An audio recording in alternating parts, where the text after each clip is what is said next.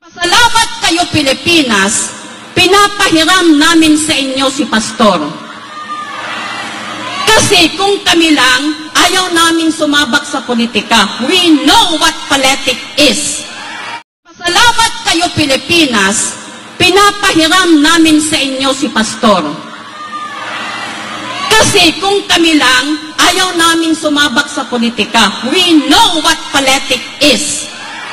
So siguro naman manang ate, malinaw na sa inyo na hindi namin gustong hiramin yung pastor nyo, no? Kasi hindi siya nanalo sa pagkasenador. So yan po yung mahirap mga kababayan, masyado pong overconfident si ate, no? Yung ramdam na ramdam mo yung yabang, na akala mo in demand yung kanilang pastor na gustong-gusto ng buong bansa, ng buong Pilipinas. Kung magsalita pa siya, parang nanunumbat, no? Na parang utang na loob natin na tumakbo si Kibuloy sa pagkasenador. Pinapahiram lang daw nila. Paano yan? Nasa palpal kayo na hindi naman namin gusto yung pastor nyo. Di ba nakakahiya? Di ba mga kababayan? Yan ang mahirap sa inyo mga DDS. Masyado kayong maangas, overconfident, mayabang. Tapos, anong kinakalabasan? Napapahiya kayo, nai-embarrass kayo. Di ba? Yun kung talagang nakakaramdam pa kayo ng hiya at this point of time, no? Nararamdaman nyo pa ba yung hiya or kahihiyan?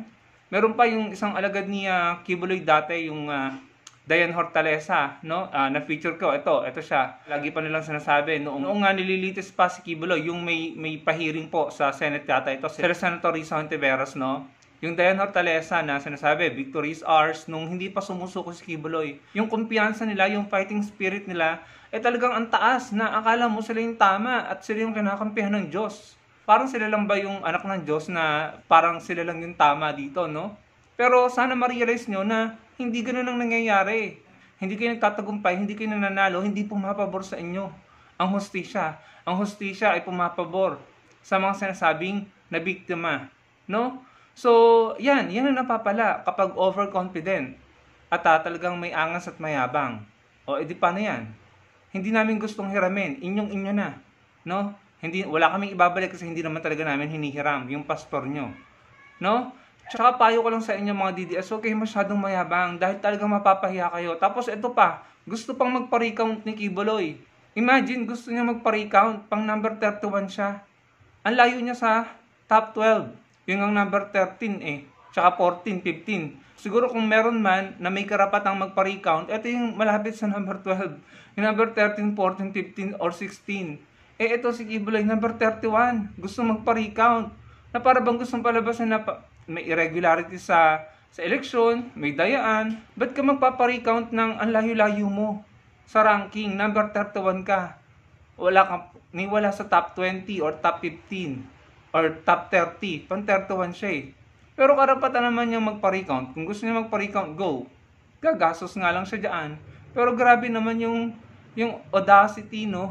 Talagang parang gustong palabasin sa mga Pilipino, sa publiko na sila ay nanalo at kailangang i-recount dahil hindi sila pumasok sa top 12. Na parang pang gustong sabihin na may irregularities, no, sa eleksyon.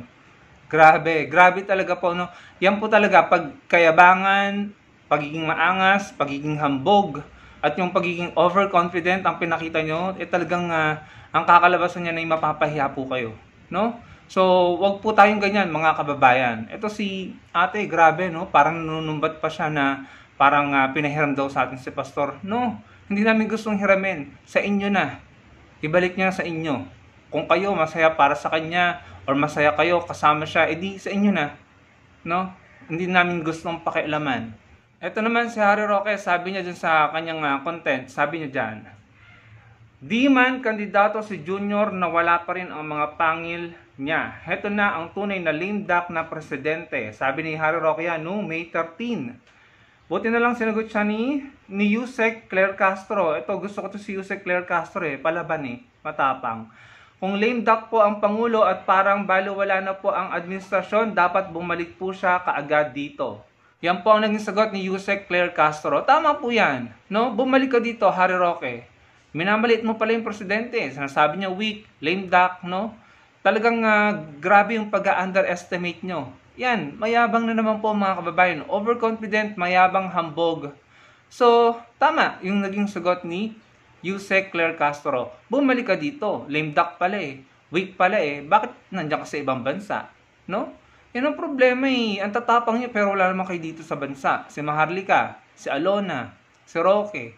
Ang tapang pero wala naman dito sa Pilipinas. Hindi po ba? No? Hindi yan tapang, actually hindi tapang matatawag yan eh.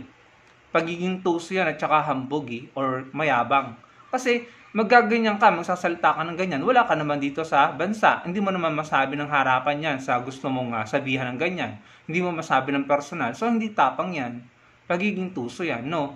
Or mayabang. So tinatawag mong lame duck yung presidente namin. Tinatawag niyong weak, pulboronic, pero nasaan ka? Wala ka naman dito sa Pilipinas. Ayaw mo nga harapin yung mga kaso mo. Lame duck pala eh. Eh di dapat nandito ka. Patunayan mo na ikaw yung magaling at matapang. No? Eh kaso wala ka dito. Di po ba mga kababayan? Yan po ang problema sa kampo nila sa mga DDS. Nauuna ang tapang at yabang. Nauuna ang pagiging hambog. Mataas ang tingin sa sarili. Ilang beses na napahiya. Siguro hindi naman nakakaramdam ng hiya yung mga ini. Ilang beses na lang nabigo at napahiya. Pero patuloy pa rin sila sa ganung ugali at karakter. No? Tapang na wala sa lugar, yabang, saan kayo dadalhin yan? Puro kabiguan ang mapapala nyo kapag ganyan kayo. Yun lamang mga kababayan na gusto kong ibahagi sa inyo. No? Huwag po tayong gumaya sa mga hindi magagandang ugali pinapakita sa publiko.